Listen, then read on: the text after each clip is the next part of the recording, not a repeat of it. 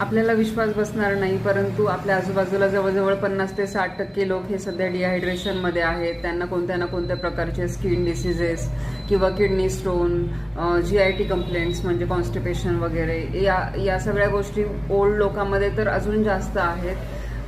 Dementia किंवा स्मरणशक्ती कमी असणे किंवा विचारशक्ती कमी होणे, प्रश्न विचारल्याबरोबर लगेच उत्तर न देणे, दररोजचे नाव किंवा दररोजचे रस्ते चुकणे, या सगळ्या गोष्टी तुम्ही थोडं जरी पाणी शरीरामध्ये कमी पिले तर त्याचा परिणाम डिमेन्शियामध्ये होऊ शकतो किंवा तुम्हाला स्ट्रेस येऊ शकतो, विचारशक्ती कमी होऊ शकते.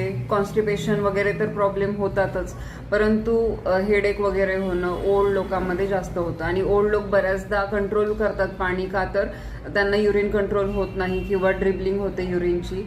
So sip by sip slowly पाणी पिलं तुम्ही, फ्रिक्वेंटली पाणी पिलं तर शरीरामध्ये पाण्याचा निचरा होईल आणि तुम्ही दिवसभरामध्ये 3 ते 4 लिटर पाणी आरामामध्ये पिऊ शकाल आणि विदाऊट एनी युरिनरी कंप्लेंट्स.